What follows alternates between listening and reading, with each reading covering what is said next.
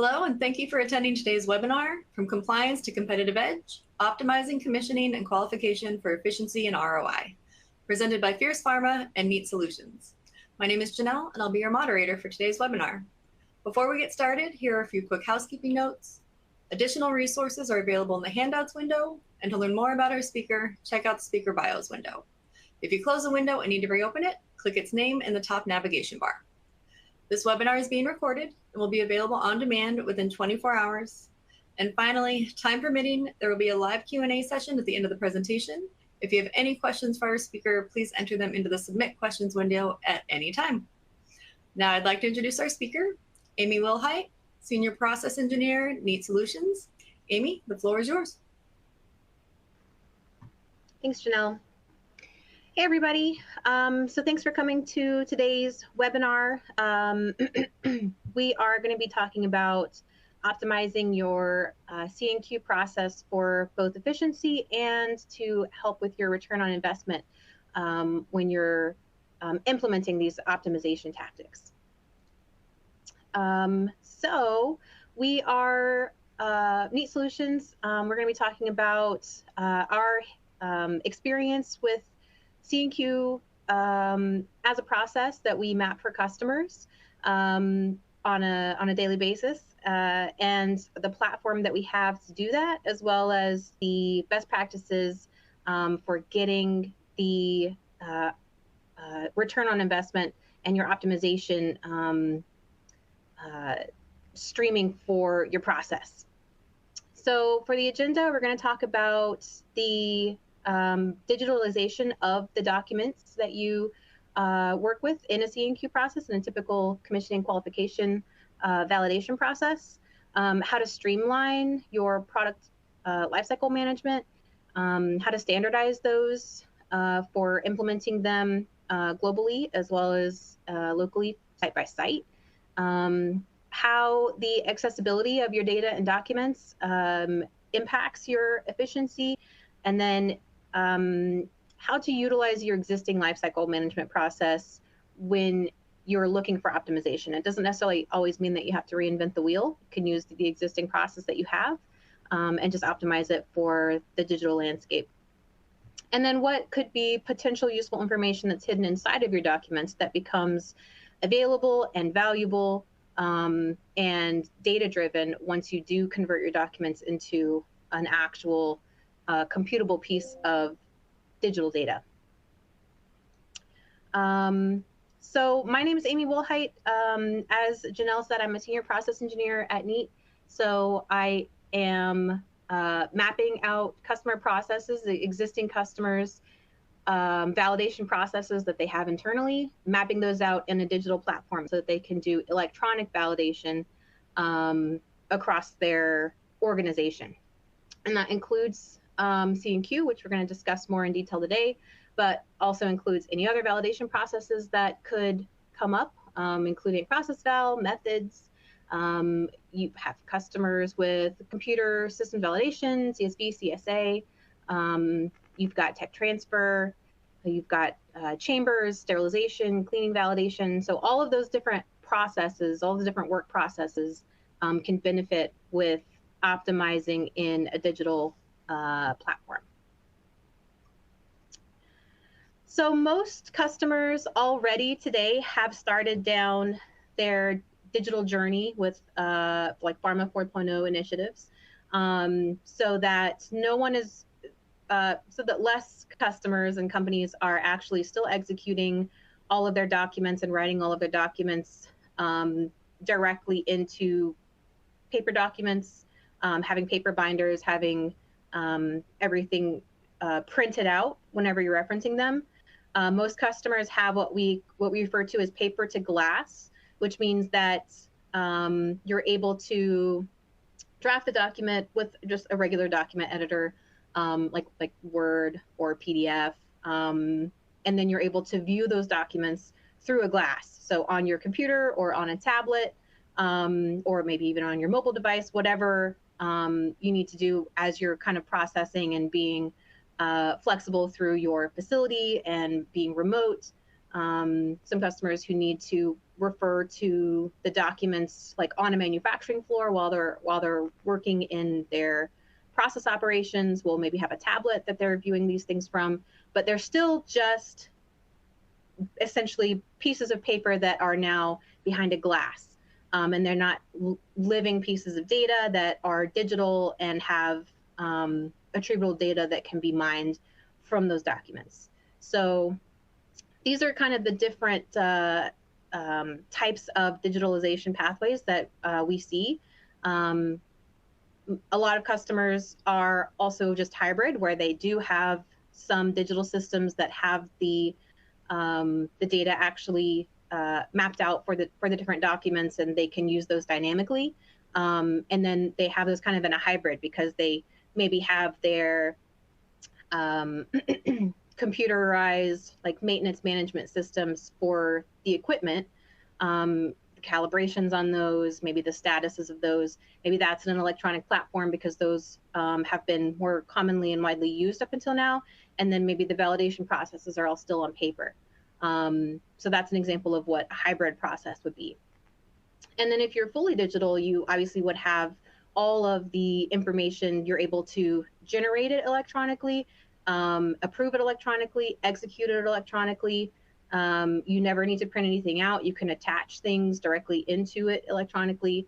And then all of the data that you have kind of collected in the digital platform becomes dynamic, and then you can utilize those for more than just looking at that piece of paper as it is. You can actually pull the information out of it to feed into other attributes for other deliverables that might be in the same application. And then the paper to digital is more of the conversion of the paper item to something that can be digital. So you still have to start with a paper item and then convert it to a digital solution. That could be, for example, maybe like an executable forms PDF, where you started with a paper document, then you converted it into a PDF, and then you elected certain fields to be forms editable, and then you could maybe even query those. But you still had to start with paper, so you weren't really fully digital because you had to initially start off that way. So these are some of the different digitalization journeys that we're seeing with customers currently, and we'll hope that in the near future everyone will be fully digital. But we know that it's there's a lot of considerations to get everyone through to that point. So we're working with everyone in all phases of their digital journey. So some ways that we can get started with digitalizing your documentation for your C&Q process is by taking a look at your product lifecycle management process as a whole, and then looking at ways that we can streamline that. So we still want to keep your same process, but we want to look at ways that can be optimized. For example, having a really great process in place and knowing that in your brain with your tribal knowledge and your team that certain steps come in a certain order because it's been proceduralized, and you've you're following the procedure to operate things in a certain flow, is something that you're doing manually. So structuring your documents in order of an operational sequence in the system will allow you to naturally go to the next document and see what document is next for you to do in your process, which helps when you're having to constantly go back to your SOPs and reference your sequence of operations, like your validation and engineering SOPs or work instructions that actually say which deliverables are required for which circumstances, when you can skip a deliverable, or when you can do like a risk assessment to justify not doing a deliverable, and the prerequisites when you have one deliverable that must be completed before another deliverable can begin. Those things are all handled manually for most customer processes currently, both in just a regular paper and paper to glass approach, and even hybrid approaches. So if we have that built in as an operational sequence in your digital platform, then all of that manual effort of going back and referencing those is eliminated. And then the human error that's just associated with maybe performing the wrong step next would also be eliminated. So that's one way to streamline that process. Additionally, having things in a digital platform will help you to automate a lot of those manual processes. So something that we see with paper customers is that they will have an SOP that says whenever they need to create a new protocol, a new document, a new specification of some kind, they have to submit a query with their QA department to get an official numbering sequence identified for that document, so that they can create the number, make sure it's unique, and they cross-reference it back to like their master numbering sequence to ensure that those things are unique. So having something like that built into the system where it physically won't let you create a document number that's not unique could help eliminate those steps. And if it's formatted in a way that is something that you could customize to match whatever numbering scheme that you typically use in your organization, then you never have to make sure that you're following the correct number scheme because it's built in, and it's automatically created with the next numbering sequence in place. Additionally, having the ability to group documents into essentially an e-binder will eliminate some of the manual steps where historically you may be needing to find all of the deliverables that are listed in your SOP as being required for a certain validation activity, and then printing those out individually from your document management repository, and then collating them in order of the operations that are supposed to be happening, again, per your SOPs. So one of the things that you could automate with a digital platform is saying that I would like to group these certain documents for a particular activity. Maybe that activity is a GAMP category, a GAMP 5 category 3 system that gets these deliverables, or a GAMP 5 category 4 system that gets these deliverables. Or maybe it's a revalidation and it only needs a few deliverables. Maybe it's full initial validation and needs IQ, OQ, PQ. So you can actually customize different groups of documents that come through based on the activity, and then those all come out together. They all get auto-numbered with the relevant information. And then you just have an instant e-binder that's already got everything you need based on whatever activity you're about to perform. Additionally, the information that you have in your documents, I know one of the big pain points for a lot of the paper customers currently is having to copy paste the same thing throughout every document whenever you are creating those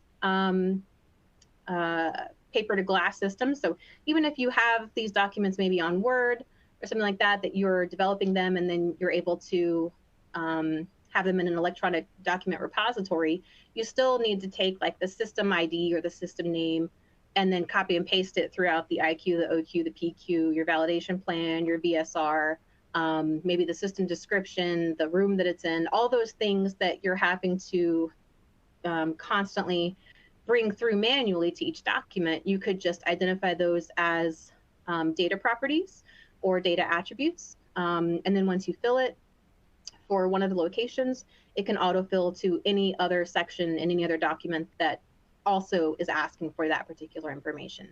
So that kind of reduces the need to go through every single document and copy paste the same information over and over again. And then one of the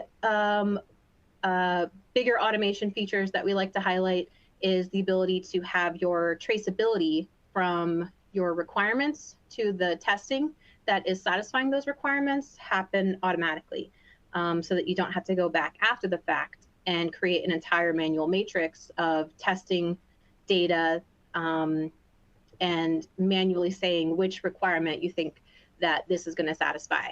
You can do this at multiple stages in your project.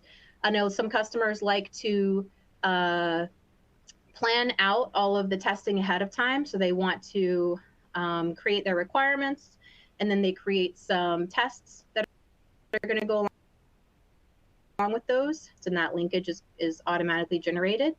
And then you could use that as a gap assessment. So then you could even just run your automated trace matrix at the time to see if you're missing anything, to see if any of your requirements are coming back blank with no testing traced back to it.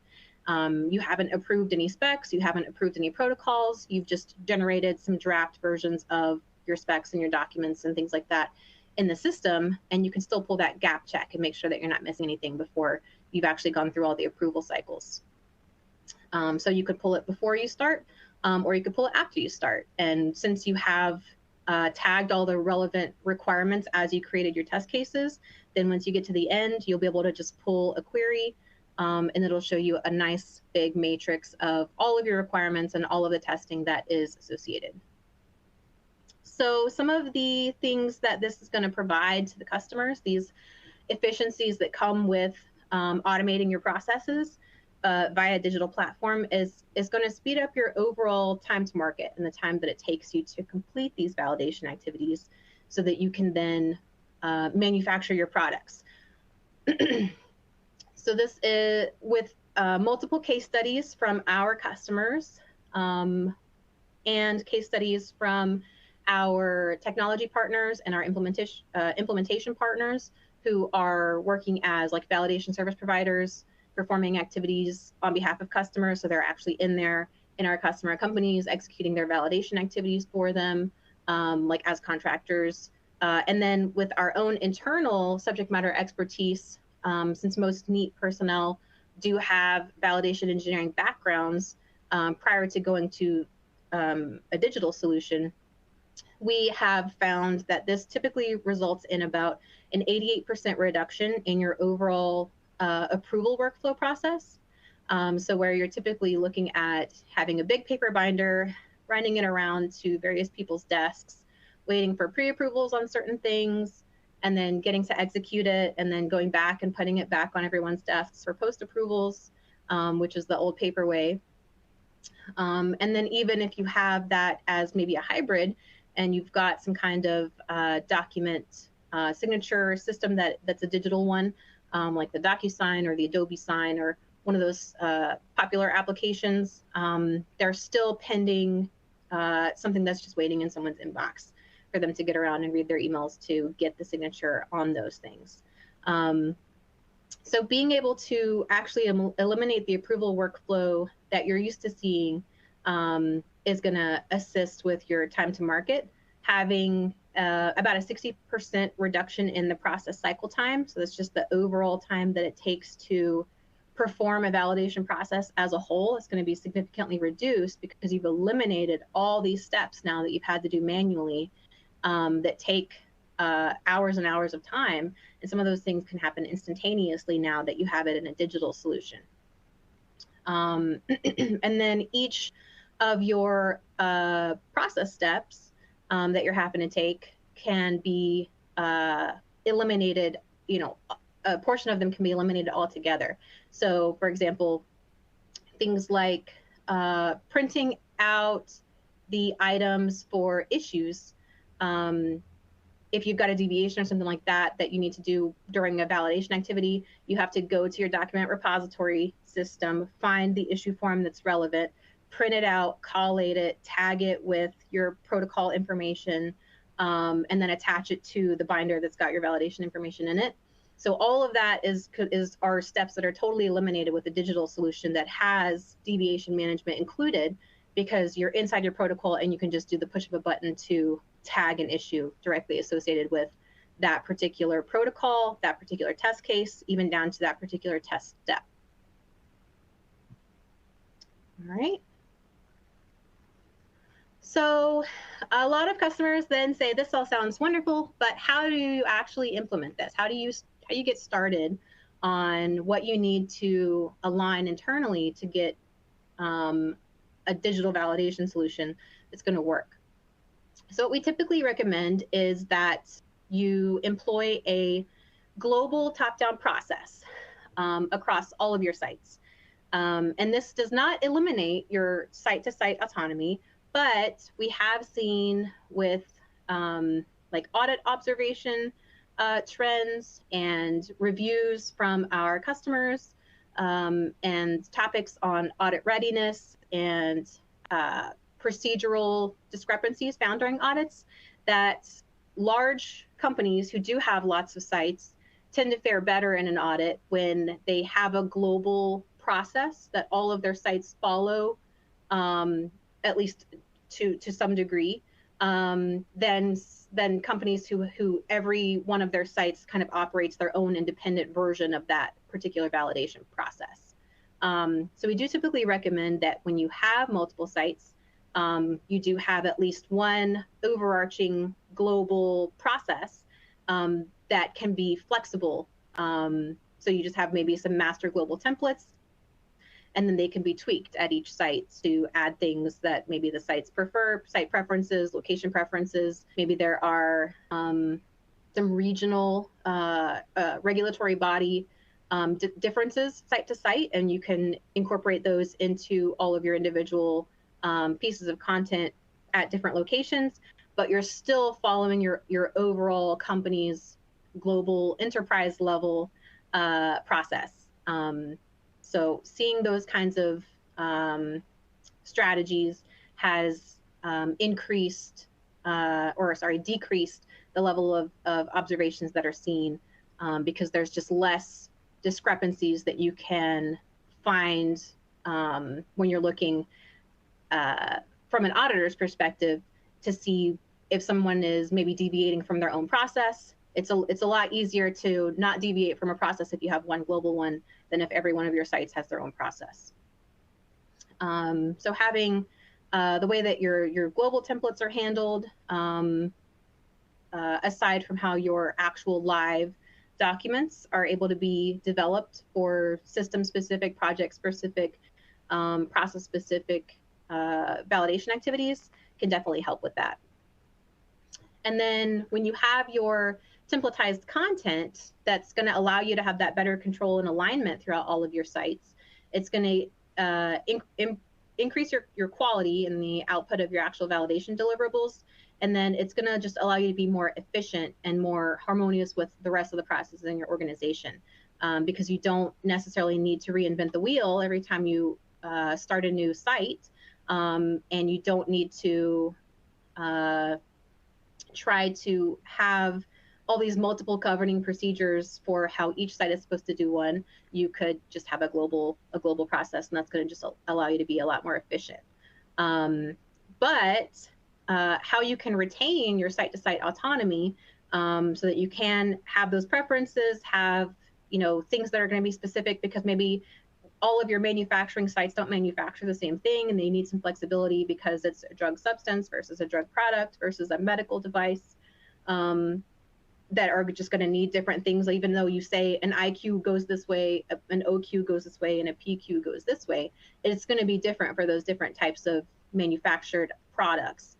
So you can actually still templatize your overall process, but then have some pieces that come in that are going to allow you to customize those per site.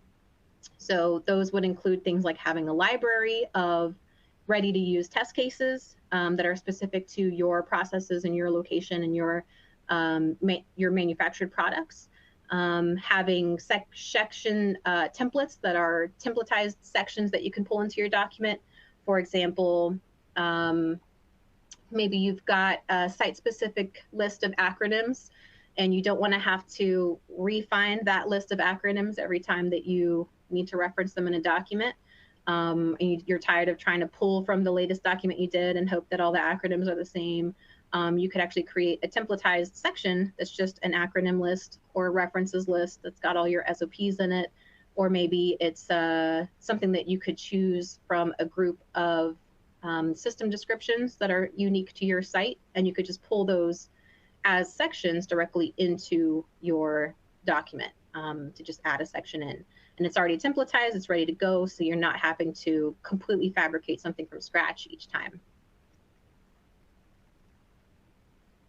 So the accessibility of your data when you move to a digital platform is very much increased, and having the data available to pull out as dynamic attributes and dynamic properties is something that can help, especially when it comes to pulling queries on the information and being compatible with integrations whenever you want multiple systems to talk to each other, because there's pretty much not any one-stop shop solution that's going to fit for most companies who are doing validation processes, who are operating with C&Q or CSV or process val. You're going to need your inventory management system. You're going to need your equipment management system. You're going to need validation management. You're going to need sample management. All of those things that are maybe are different things. You can still build them in a way that they'll be able to talk to each other, pull data to and from one another, drive statuses and data like receipt data, locations, validation statuses, commissioning statuses, calibration statuses to and from different systems, having results for sampling data, reporting from one system to another. All those things are things that become just available now once you digitalize all of your data. So building those integrations and APIs may be an extra step that you would, that we'll see it as a trend in the industry for architects who are specializing with APIs and integrations. But this is the kind of the first step, is just get your information in a digital solution, and then it becomes available to use in that fashion. We do see, obviously, now that remote work has become more prevalent in the past 5 years, needing employees to have the ability to receive documentation, approve documentation, and even potentially remotely execute documents that maybe are not something that's specific to like your manufacturing on-site process, is something that needs to be able to be done remotely without having to travel to and from like a home-based headquarters office to pick up binders and pick up P&ID diagrams to be able to reference the information you need and being able to look at SOPs. All of that information needs to be remote. So having this in a digital platform is going to allow you to collaborate and work on those in a remote setting. And then being able to retrieve those items rapidly is something that helps offline as well. We are seeing that there's a trend rising currently in remote audits, especially. So being able to see all of the traceability, the relationships, the statuses, how the different documents connect to each other, and all of that being something that's in a centralized repository and easily accessible for an audit perspective, with certain special access granted requirements, is something that will be enabled once you have a digital platform. So having the real-time data and the analytics will also be able to help you improve your decision-making, so you can monitor those key performance indicators. We do have, most electronic platforms nowadays will have reporting built in.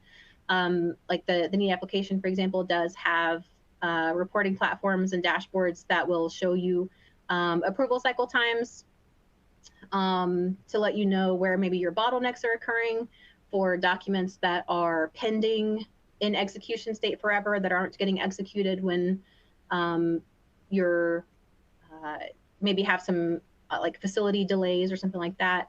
You could identify those. If there's a bottleneck for maybe resourcing that you would like to evaluate for a particular group that is slow to sign on their particular deliverables, that could be something that you could assess to improve your overall processes, and be able to see that real-time information. And then, of course, you're just reducing all of that paper that you're having to create to do this. A lot of our customers still utilize paper storage facilities, and so they pay, monthly or yearly fees to actually just pack up all their documents into boxes and then send them over to a secure storage facility that they then have to go back to and retrieve whenever that particular document is asked for in an audit scenario, or whenever they need to see it, to maybe do like a large validation site master plan revamp process, or maybe they're modifying something massive on like a facility level to add a new location. So they need to go back and reference all the things that they did the last time they did that. Having that in paper format and not easily accessible electronically is something that is definitely just a huge time sink. So when we are looking at your existing lifecycle management process, you are able to just use whatever, use the existing process that you have. There's obviously going to be maybe some optimizations that we would recommend for some things that might, speed you up. It's usually going to be just eliminating steps.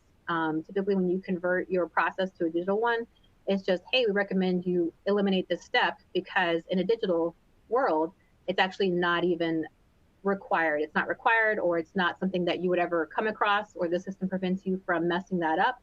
So it's just an unnecessary step. So a lot of times whenever we're converting a process from the paper solution to the digitalized version, then we are eliminating a lot of the process steps that are just included in that. So that would be just transitioning your paper items to digital items by just easily importing all of the existing templates and information that you have. We would be able to take things like your SOPs and procedures and maybe like the processes that you have, the work instructions that say you should do this in this particular operation, or you need these particular deliverables to come out in this certain process. We would be able to build that in to the digital process, so that maybe you could even, you could take those things out of your SOP, or you would eliminate all the steps that require you to manually go back and verify that those things have been done. You can, of course, integrate your existing systems. So if you have systems like doc management systems or ERP software control, LIMS, TrackWise, Jira, a lot of the more popular systems that our customers are already looking at integrations with, then the Kneat application itself is open to any API configuration that you would like to create. So you just have your architect build the responses, whether or not you want those to be push-pull type responses, or you want them to be automatic and they just are always feeding data back and forth, or maybe they're only feeding the data back and forth upon a request. That's all something that's totally configurable. So our system is totally open for APIs that allows you to integrate with virtually any application that you need it to communicate with. Being able to have all of your content electronically means that you can author it, execute it, review it, and approve it. So we have collaborative drafting in the digital platform. So you can be drafting a document, someone else can jump on and help you draft that document. You can review it together. You can send it to other people for review. That allows you to put in comments, annotations. If it's something like a drawing that you've uploaded, maybe it's a PNID diagram, a drawing you've uploaded, and you send that for review, you'll be able to actually like redline out the valves, highlight the areas that maybe need like a slope adjustment, be able to put all those annotations directly into the review process so people can be updating, collaborating on those documents live, wherever they are. All you need is an internet connection because the Kneat application specifically is browser-based. Everyone can collaborate on those all together. And then you're able to execute that electronically. So you're able to put in your electronic signatures. Everything is CFR Part 11 compliant. Put in your electronic signatures to execute test steps. You are able to approve your document with your electronic signature. We can templatize the approval workflow so that only certain people from certain roles on certain types of documents are allowed to approve under certain states, like for pre-approval or post-approval. So you can templatize that to make sure that you're always getting the right person signing for the right role on the right document. And then having your information in the digital platform means that you don't have to take screenshots, print them out, tag them with the protocol information, write a paragraph stating that's a true and exact copy, and then attach it to your protocol and then scan all that in.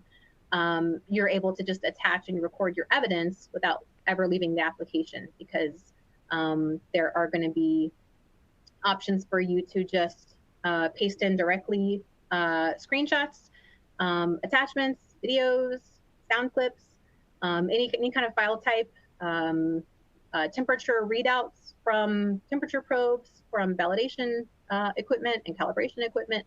All those things can just be inserted directly in the test step where that particular information is required. And then you're able to just pull it up whenever you are finished with the document, someone's reviewing it, your manager is reviewing it, an auditor is reviewing it. You're able to just click on that item inside the application and it pulls it up to be viewed. So that's like tamper-proof, and that just eliminates all of the evidence needing to be on paper and needing to be collated. So once you have all of your information digital, in a digital format, then a lot of the information that was inside of your documents now can actually become a lot more useful. So when you are trying to find maybe a deviation trend, historically, you would have to go back and look at all your deviations and read through and try to find maybe a particular keyword that you're looking for that would indicate that this is a trend. So when you have that in a digital platform, you can pull a query to search through all of the deviations, that have occurred on your validation deliverables and your validation activities for a particular project or a particular system, maybe across your entire site, maybe across your entire organization. And you want to find all of the ones that had some particular root cause or some particular type of fault, or maybe were a particular category. You'd be able to pull a query and find all of the related deviations and discrepancies to be able to utilize that data in a way that could help you to perform some predictive maintenance, like always finding the same fault on a particular temperature probe, for example. Maybe you're going to get a new temperature probe before you run the next validation activity because you've been able to see that trends now before you started your project. Having the actual data that is embedded in the documents be something that's shareable is going to be useful because you can take properties, we call them properties, attributes, and IDs. It's basically just different ways that you want the data to interact, but we can tag any text in the entire system, in the deliverable, within the body of the text, within the type of document that you have, within the type of activity that you have. We can tag it so that it becomes a dynamic piece of data, and then that can be used to pull relevant information about that data into other documents. It could be used to clone that piece of information into other documents, and it could be used to query information. Like if you wanted to pull a report on that particular piece of information, you'd be able to do that and see maybe which documents it's used in, where it's been called out, what it's relevant to. All of that becomes available once you build in your digital data. And then having your documents available in a metric format so that you can actually pull those and see what the statuses are and the durations are on things like your draft cycle, how long it takes you on average, maybe per group or per type of document to actually draft that document and get it into a pre-approved state. You can pull a query on that. Maybe how long it takes from when it's pre-approved and put into test mode to when the execution is finalized and it's sent out for review. You could pull a query on that to see maybe if you've got some execution bottlenecks, maybe due to resourcing or facility issues, or just maybe like timing. It happened to occur directly when an audit was occurring, so just all the projects had to get put on pause. You could check out how long it takes to review a particular deliverable, how long it takes to get those approved, and then generate basically your entire deliverable cycle duration, and see kind of where the optimizations can be had. A lot of our customers will have an estimate of about how long it takes them to do all that on paper right now. And then when they pull the cycle durations, the first month after they've been using Kneat, they see a drastic drop in how long it takes to actually do all that. So having those metrics built in app can help have something to compare against for your ROI if you have those metrics for how your operations are right now on paper or in your hybrid approach or in your paper to glass approach. So we'll take a look at some stats on return on investment with some of our customer case studies here in our little About Kneat section. So I can get into the ROI part, a little bit more on that here in these slides. So we are validation digitalized, your process, your way. We are a service, we're a SaaS validation lifecycle management platform, so software as a service. We have the platform that we utilize is something that will enable you to just make your validation process easier, faster, smarter. It's something that will optimize any validation process. I do have a slide on all of the ones that are our most common ones. And we have about 65,000 users currently in our platform today. And those come from companies all over. We are in about 8 of the top 10 pharma companies. So we're popularly used. We have a list of our customers on our Kneat.com website. And then we are certified. We have all of the ISO certifications, Part 11 CFR compliant. The customers that are using Kneat don't have any audit observations with the system. So all of our processes are compliant for all of the regulatory bodies for North America, Europe, Asia. All of those have to deal with validation or documentation, signatures, electronic management, product lifecycle management. All of those, we're compliant with that. So there's not really anything that we could build in your system, even to match your process, that would not be suitable for the industry standard. And a lot of our best practices are driven by ISPE, PDA, GAMP5 guidelines. So we are in line with all of the best practices that our customers are already utilizing. So some of the different work process that we have here are things like method validation, process validation, logbooks, batch records, analytical instruments, facilities and utilities, cleaning validation, CSA, CSV. If you think about it in terms of your ROI, even though a lot of you may be here just to look at the C&Q part, if you, in a moment, I'll talk shortly about the different items that you're looking for your return on investment with C&Q. But if you think about your return on C&Q, then you could multiply that return on investment for every other process that you implement in Kneat as well. So it's not just something that would apply to one process. You would be able to, exponentially increase your efficiencies based on how many sites are adopting the system, how many processes you're utilizing in the system, to just keep increasing your benefits there. So we are, again, one platform that can build any work process for your validation activities. We do, our platform can eliminate 100% of paper from the validation lifecycle. Some of that will, depend on the customers optimizing their own SOPs and processes to become, paperless where you are able to, where is recommended by ISPE and GAMP5 and the PDA and all that. So some of the heavy lifting can be done to optimize just the kind of old school legacy ways of thinking and adopting those critical thinking and digital journey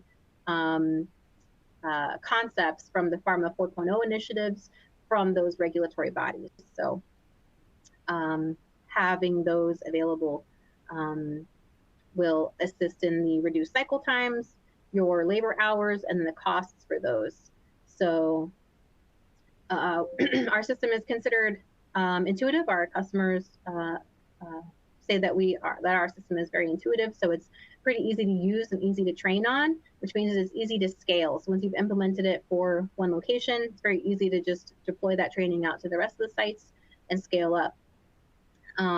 We have all of data integrity built in because all of our systems are already compliant, and those mechanisms are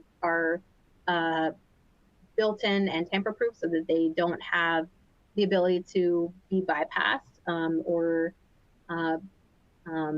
go against any of the regulatory bodies in terms of the data security or data integrity of your content. And then having just the ability to do paperless text execution is one of our biggest points, because even a lot of the other solutions that might be available with digitalizing your documentation still don't have the ability to execute those in-app. So that's one of our popular pieces. So with the customer results, this is kind of where you would be able to take a look at your return on investment coming in whenever you've adopted a digital system, a digital platform for validation to do electronic validation. You'll start seeing these types of results. You could probably take these results and just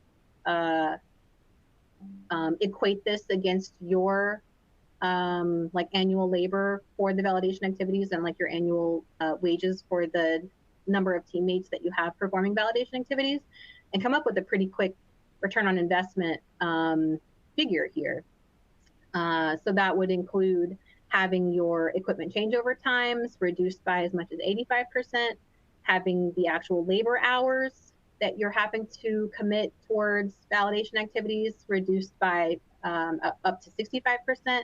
The actual time it takes to perform the validation lifecycle is reduced by half, which is going to be less actual validation labor hours, fewer process steps, and is going to be a lot more efficient for your processes overall. So one of our customers that we did for that we have an independent benchmarking study performed for implemented a popular ERP system at their facility utilizing Kneat to perform the validation activities on it, and they estimated that they saved about $810,000 USD over what it would have costed to have implemented that system for them to use it for CSV with their traditional paper system. So those are some of the metrics that you could be looking at when you're looking at your return on investment. All right, I think we can take some questions. I have my teammate helping me to prioritize these, so we'll get started on those. All right, thank you so much, Amy. Yeah, we do have a lot of good questions in there. You still have time to submit your questions if you haven't done so yet. All right, looks like the first question, what kinds of factors should I think about when I'm evaluating my own ROI for an optimized C&Q process? Sure. So when you're looking at your return on investment, it helps to know some of the factors ahead of time. So what your metrics are now in your paper solution. So some of those things would include how long it takes to generate your documents and execute them. And we know that generating, you know, an ERIES assessment that's just 20 questions, yes or no questions, versus executing maybe a manual requirements trace matrix, which is a huge effort, or even generating maybe a site validation master plan, which is another huge effort, are not the same. So having the different metrics for the different deliverables that are required can kind of help you tabulate those. The amount of time that it takes you to actually maintain your templates and update them, the processes that you have to do to generate documentation from like your QA department if you're having to ask them for document number sequences, if you are needing to perform manual reporting for your periodic reviews or your audit reviews, the amount of time that it takes you to do those things. And then lastly, if you actually are using those document storage facilities, calculating the costs that are associated with those and how long it takes to transport and retrieve those kinds of items are all factors that you could take out of the equation when you're looking at the digital platform. So you'll be able to reduce all of those numbers of those manual activities. You'll actually be able to eliminate a lot of those process steps. So knowing what all your process steps are on paper right now, to see which ones are going to be eliminated, having the ability to determine how long it takes you to generate discrepancies, to generate the binders. Those are all things that we have metrics for how long it will take a normal everyday user to generate that stuff in Kneat and execute those things in Kneat and approve those things in Kneat. So having those kinds of metrics in your head for how long it takes you to do that now, we can calculate how long it'll take you to do it in Kneat, do a difference of labor hours there, and then you would be able to use that against whatever your wages are that you're utilizing for your validation team members. So our sales team at Kneat would be able to help run those figures, ask you those questions to get some baseline information from you, and could actually generate figures for a return on investment if anyone was interested in that. Okay. Talking about cost, are these cost and time savings only for large companies? No, so these cost savings should be the same for regardless of what size company you have, because even if you have a small team that's performing the validation activities at one site, you're still going to be cutting all of that in half with the optimization efforts for that come with the digital solution. So if it's cutting all of your efforts in half at a small company, it's still going to be just as worth your time to cut all your efforts in half at a large company. It's just that at the large companies, you're cutting all of your efforts in half with a large team and at multiple locations. So your cost was already higher, but your savings is going to be the same from a ratio perspective. So it's going to be something that's going to be seen from every perspective. Okay. Thank you. Are the percentages provided regarding speeding up time to market based on current or past data? How many participants over what timeline? I think that was from slide 6. So slide 6, the speed up from time to market. These are, this is data that's been collected from our customers over the past few years. So this would be any of our customers who have just agreed to share those metrics with us. But it's real data from real customers that have gone live with Kneat and implemented their processes, their work processes. So these come from case studies that we've conducted ourselves, as well as case studies that our partners conduct who are implementing the Kneat solution at a customer company where they are performing the validation activities as well. Okay, next question. How does the changelog work during draft versus live? The changelog versus, so draft versus live, whenever you're looking at a changelog, when you are, I suppose in the system, if you're drafting your changes in the system, you'll be, technically everything that you do in the digital platform is live at the time you're doing it. So draft information is saved. It's something that's tracked with an audit trail.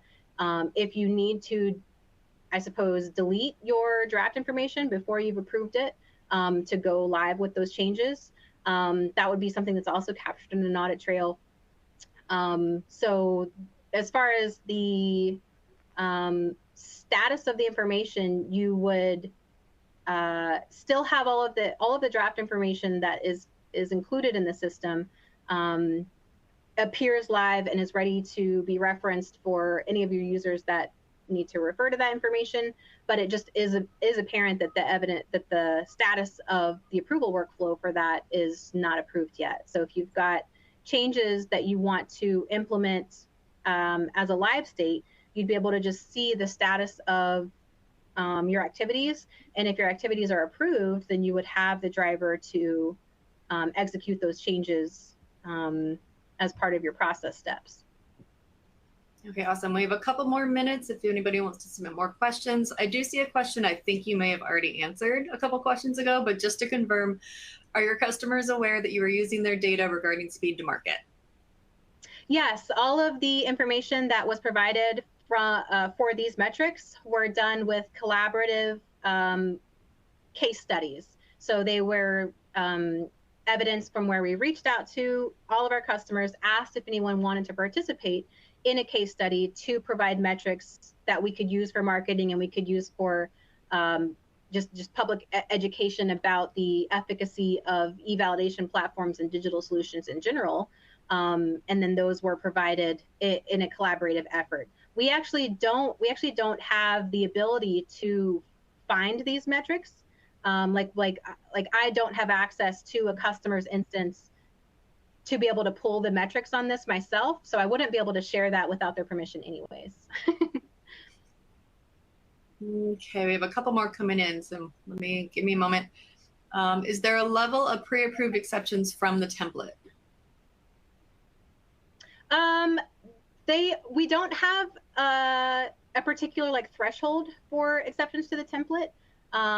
Most of our customers prefer to allow things to be mostly flexible.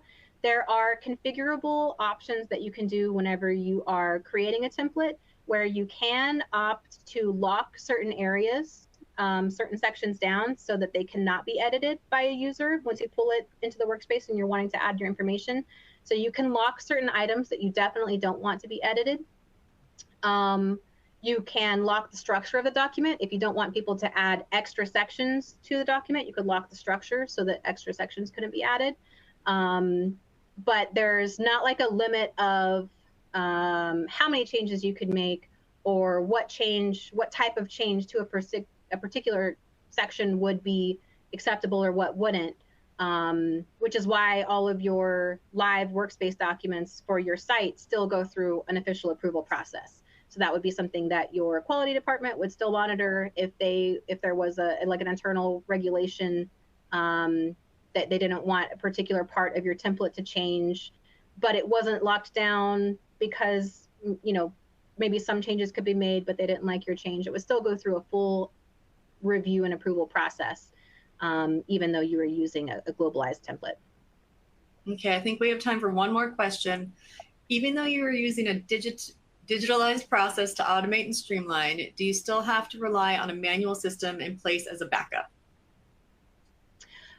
No, most of our customers implement so I suppose the customers that we have implement a process called a business continuity plan whenever they onboard a digital platform of any kind, not just e-validation. But it would be, what is their contingency plan for if their servers go down, if they lose internet access at the facility, maybe there's a planned outage and they're going to cut the power for some routine testing or something like that.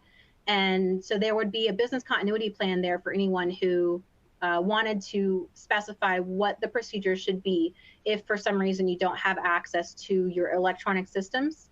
So a validation solution would fall under that particular category.